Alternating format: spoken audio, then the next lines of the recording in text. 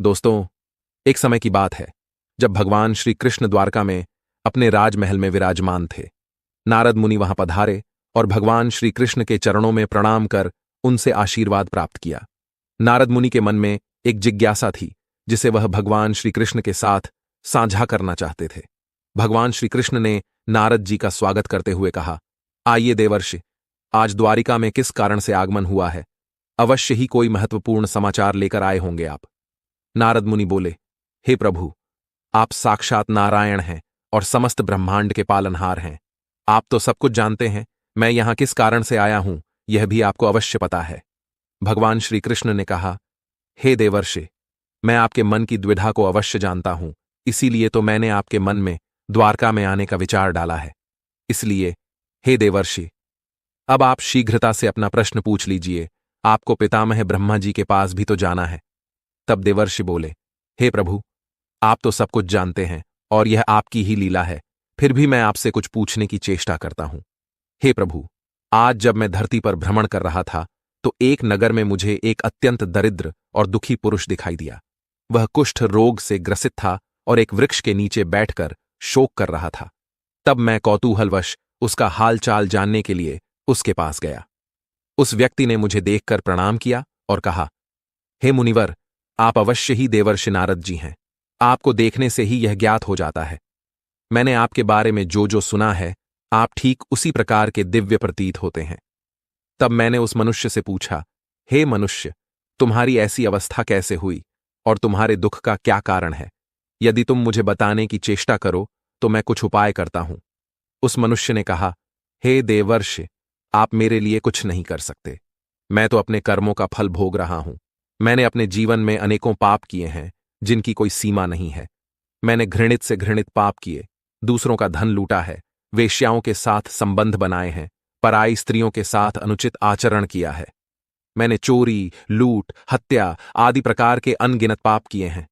मैंने अपने माता पिता को भी धक्के मारकर घर से बाहर निकाल दिया था, जिसका दंड मैं इसी जन्म में भुगत रहा हूं। न जाने मृत्यु के बाद मेरा क्या हाल होगा। उस मनुष्य की बात सुनकर मुझे बड़ा विस्मय हुआ।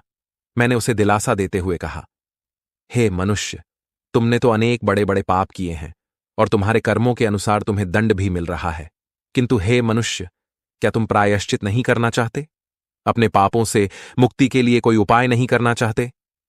तब वह मनुष्य मुझसे कहने लगा, हे देवर्षि, यदि इन पापों के लिए प्रायश्चित करने का अवसर मिले तो मैं अवश्य करूंगा। कृपया आप ही मुझे मार्गदर्शन कीजिए। अब इन सब पापों से मुझे कैसे मुक्ति मिलेगी? हे देवर्षि, आप ही मेरी सहायता कर सकते हैं। फिर मैंने उस मनुष्य से कहा, हे मनुष्य, तुम्हारे दुख से मैं परिचित हूं, इसीलिए तुम चिंता मत करो। तुम्हारे दुखों का हल जिनके पास होगा, मैं उनके पास जाकर इसका हल पता करके तुम्हें बताऊंगा। देवर्षि कहते हैं, हे प्रभु, उस दुखी मनुष्य को इतना कहकर मैं मुनि अगस्त्य के आश्रम पर गया। सोचा उनके पास इस समस्या का हल होगा। मैंने मुनि अगस्त्य को उस दुखी मनुष्य का सारा वृतांत सुना दिया और उनसे इसका हल पूछा। तब मुनि अगस्त्य प्रसन्न होकर मुझसे कहने लगे, हे देवर्षि, इस समस्या का समाधान तो केवल भगवान श्री कृष्ण ही कर सकते हैं। आप उन्हीं के पास जाइए, वे ही आपको बताएंगे कि मनुष्य दुख और दरिद्रता से कैसे मुक्ति पा सकता है। देवर्षि भगवान श्री कृष्ण से कहते हैं, हे प्रभु, इस प्रकार मुनि अगस्त्य की बात मानकर मैं आपके पास चला आया हूं।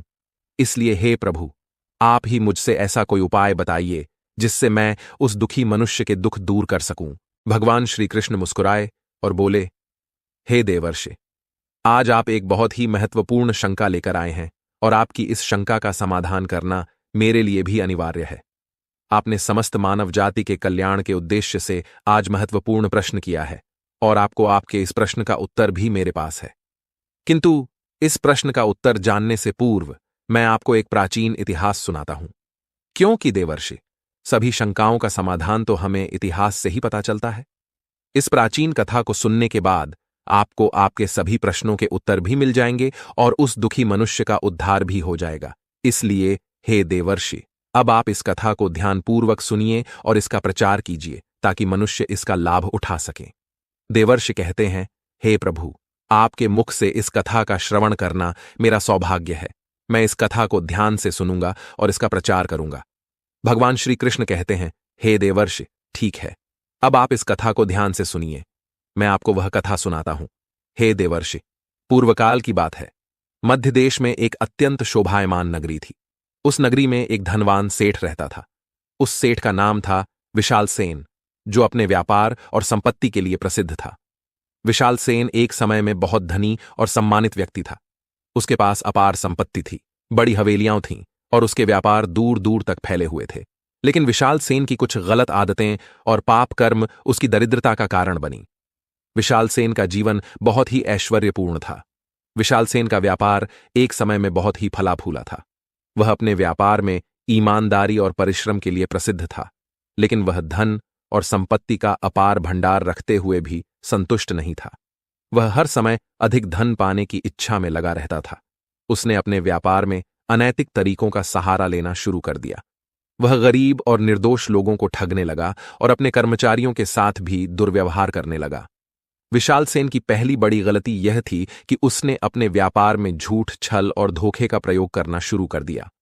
उसने अपने ग्राहकों को नकली सामान बेचना शुरू कर दिया और उन्हें धोखा देकर अधिक पैसा कमाने की कोशिश की। उसने अपने कर्मचारियों को भी धोखा दिया और उन्हें उनके काम का उचित वेतन नहीं दिया। उसने अपने व्यापारिक साझेदारों को भी धोखा दिया और उनके हिस्से का पैसा हड़प लिया। और इस प्रकार से उसका धन का लालच अधिक बढ़ता गया और इसके साथ ही विशाल सेन का अहंकार भी दिन प्रतिदिन बढ़ता गया। उसने अपने धन के मद में चूर होकर अपने परिवार और मित्रों की उपेक्षा करना शुरू कर दिया। जो विशाल सेन पहले अपने माता पिता की बड़ी सेवा करता था, वह अचानक से इतना क्रूर और दुष्ट बन गया कि उसने अपने माता पिता की अवहेलना शुरू कर दी। वह माता पिता को भी अपमानित करता था।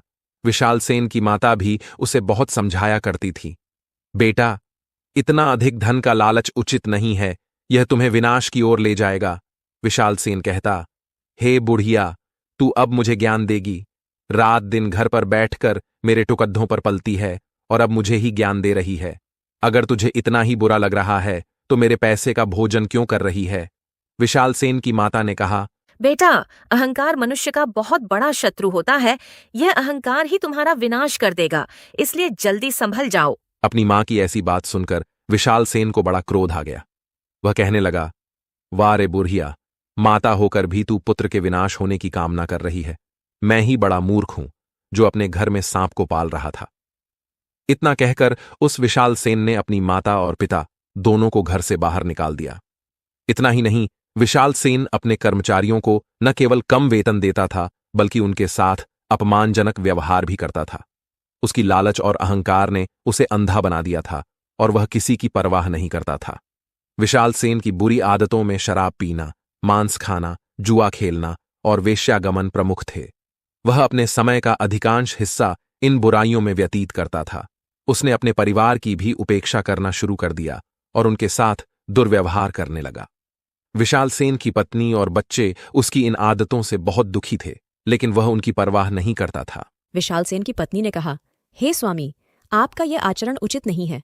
लालच, बुरी आदतों और अहंकार के कारण आप विनाश के मार्ग की ओर जा रहे हैं। कृपया रुक जाइए।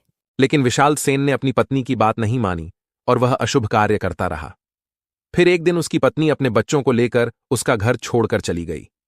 लेकिन विशाल सेन को इस बात से जरा भी दुख नहीं हुआ। उसने कहा, जाती है तो जाने दे, मेरा क्या बिगड़ेगा? मेरे पास इतना धन है कि मैं दूसरी स्त्री से विवाह कर लूंगा। इसके अलावा विशाल सेन के पाप कर्मों में एक और बड़ी बात थी कि वह धार्मिक कार्यों से दूर हो गया था। उसने भगवान की भक्ति और पूजा पाठ करना बंद कर दिया था। वह अपने धन और संपत्ति के मद में चूर होकर यह भूल गया था कि यह सब कुछ भगवान की कृपा से ही प्राप्त हुआ है। उसने अपने धर्म और कर्तव्यों का पालन करना छोड़ दिया था, जिससे उसकी दरिद्रता और भी बढ़ गई। विशाल सेन की बुरी आदतों और पाप कर्मों के कारण धीरे धीरे उसका व्यापार घटने लगा। उसके कर्मचारी और ग्राहक उससे दूर होने लगे। एक दिन विशाल सेन अपने सेवकों के साथ एक नाव लेकर व्यापार करने के लिए विदेश जा रहा था। वह नदी के मार्ग से गुजरने लगा। बहुत समय तक नदी के मार्ग से सफर करने के बाद एक भयंकर तूफान आया और उस तूफान में उसकी नौका डगमगाने लगी। विशाल सेन और उसके सेवक अत्यंत भयभीत होकर रोने चिल्लाने लगे। फिर अचानक उनकी नौका नदी में डूब गई। विशाल सेन अपना सारा माल वहीं छोड़कर तैरकर किनारे पर आ गया। इस प्रकार उसका आखिरी बचा कूचा माल भी नदी में डूबकर नष्ट हो गया, जिससे वह बहुत ही दुखी हो गया। उसकी संपत्ति भी कम होने लगी और वह दरिद्रता की ओर बढ़ने लगा। उसके जीवन में दुख, निराशा और दरिद्रता का प्रवेश हो गया। फिर विशाल सेन के जीवन में एक दिन ऐसा भी आया जब उसकी सभी संपत्ति समाप्त हो गई। वह बिल्कुल अकेला और निराश हो गया। एक दिन अपनी दरिद्रता से परेशान होकर विशाल सेन ने अपने घर बार छोड़ दिया और जंगल में चला गया। वह अकेला ही जंगल में भटकने लगा। उसे नाना प्रकार के रोग लग गए। वह कमजोर और दुबला पतला हो गया और चलने में असमर्थ हो गया। तब उसे उसके द्वारा किए गए पापों का एहसास होने लगा। वह अपने द्वारा किए गए पापों के बारे में सोचकर बहुत दुखी होने लगा। हाय, यह मैंने क्या किया?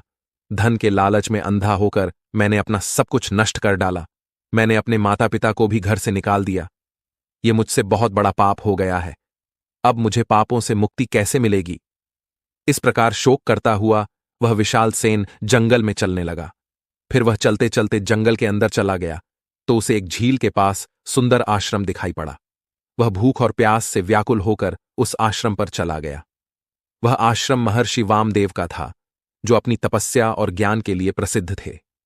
जब वामदेव जी ने एक दुबले पतले दुखी आदमी को अपने आश्रम पर आया हुआ देखा तो उन्होंने उसे आश्रम में बिठाकर जलपान कराया और भोजन दिया। फिर वामदेव जी ने उस आदमी से पूछा, हे वत्स, तुम कौन हो? तुम्हारी ऐसी दशा किस कारण से हुई है? और तुम इस जंगल में अकेले क्यों भटक रहे हो? तुम्हारा जो भी दुख हो निसंकोच होकर कहो। तब विशाल सेन ने महर्षि वामदेव के चरणों में गिरकर उन्हें प्रणाम किया और कहा, हे महर्षि, मैं विशाल सेन हूं। मैं एक वैश्य था और व्यापार करता था। मैंने अपने जीवन में घोर पाप किए हैं। उसी के फलस्वरूप मेरी ऐसी दशा हुई है। मैं पहले धनवान था, लेकिन अब दरिद्र हो गया हूं। वामदेव जी कहते हैं, हे वत्स, तुम ठीक ठीक से बताओ, तुमने कौन से पाप किए हैं? मैं तुम्हें प्रायश्चित करने का उपाय बताऊंगा। तब विशाल सेन ने अपना सारा वृतांत महर्षि वामदेव को सुना दिया और कहने लगा, हे महर्षि, अब आप ही मुझे मार्गदर्शन कीजिए। मेरे द्वारा किए गए पापों से मुझे मुक्ति कैसे मिलेगी? मेरी दरिद्रता का नाश कैसे होगा? महर्षि वामदेव ने अपनी आंखें बंद कर ध्यान किया और फिर बोले, हे वत्स, तुम्हारी दरिद्रता और दुखों का कारण तुम्हारी गलत आदतें हैं। धन को पाने के लालच में तुम अंधे हो गए थे और अत्यधिक अहंकार के कारण तुम्हारी यह दशा हुई है। यदि तुम अपने जीवन में कुछ महत्वपूर्ण आदतें अपना लोगे तो तुम्हारी दरिद्रता समाप्त हो जाएगी। आज मैं तुम्हें ऐसे 3 महत्वपूर्ण कार्य बताता हूं जिन्हें तुम्हें रोज सुबह उठते ही करने हैं। यदि तुम रोज सुबह उठकर यह 3 काम करोगे तो तुम्हारे दुखों का अंत होगा। तुम्हें तुम्हारा परिवार, तुम्हारा वैभव, सब कुछ मिल जाएगा। विशाल सेन ने कहा, हे महर्षि, आप जो जो कहेंगे मैं वही करूंगा। अब आप ही मेरे गुरु हैं, कृपया मुझे मार्गदर्शन कीजिए। इतना कहकर विशाल सेन ने ध्यान से सुनने के लिए अपनी आत्मा और मन को एकाग्र कर लिया। फिर महर्षि वामदेव विशाल सेन को उन 3 कार्यों के बारे में बताने लगे। हे वत्स, सबसे पहला कार्य है सुबह उठते ही अपने हथेलियों के दर्शन करना। महर्षि वामदेव बोले, तुम रोज सुबह उठते ही अपनी हथेलियों के दर्शन करो। हथेली के अग्रभाग पर मां लक्ष्मी का निवास है, मध्य में सरस्वती और मूल भाग पर श्री कृष्ण गोविंद का निवास है। इससे तुम्हारे भाग्य के द्वार खुल जाएंगे और तुम्हारे जीवन में समृद्धि आएगी।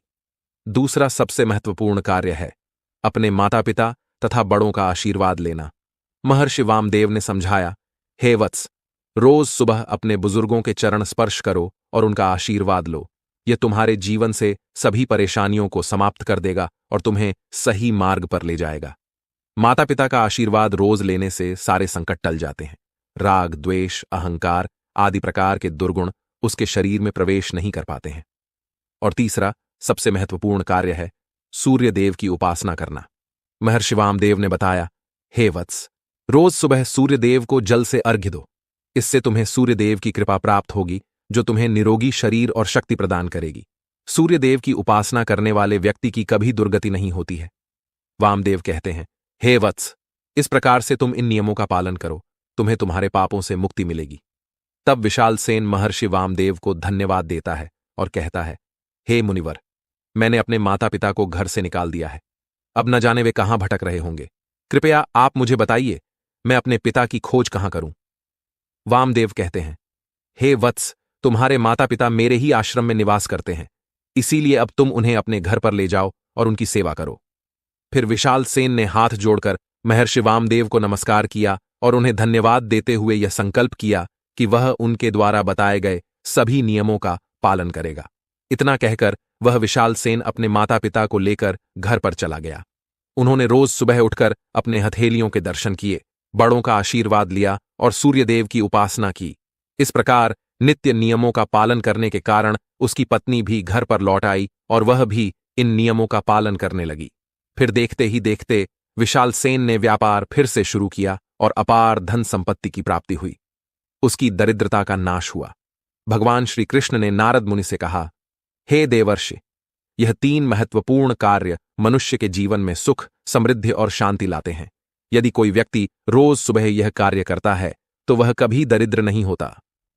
नारद मुनि ने भगवान श्री कृष्ण को धन्यवाद दिया और उनके उपदेश को पूरे संसार में फैलाने का संकल्प लिया। फिर नारद मुनि उस दुखी मनुष्य के पास जाते हैं और उसे यह कथा सुनाते हैं। इस कथा का श्रवण करते ही उस मनुष्य के सभी रोग नष्ट हो गए और वह चमत्कारिक रूप से स्वस्थ होकर खड़ा हो गया। फिर वह देवर्षि नारद को धन्यवाद देकर उस स्थान से चला गया। जो भी इस कथा का श्रवण करता है और इसका प्रचार करता है, उसके सभी पाप नष्ट होते हैं और उसकी दरिद्रता दूर होती है। इस प्रकार भगवान श्री कृष्ण ने नारद मुनि को यह महत्वपूर्ण ज्ञान दिया और हमें भी यह सिखाया कि सुबह के यह 3 कार्य हमारे जीवन को सुखी और समृद्ध बना सकते हैं। तो दोस्तों, आपको यह कथा कैसी लगी? कमेंट करके अवश्य बताएं। जानकारी अच्छी लगी तो वीडियो को लाइक करें और कमेंट में जय श्री कृष्ण जरूर लिखें। साथ ही चैनल वास्तु टिप्स को सब्सक्राइब करें। आप सभी का धन्यवाद।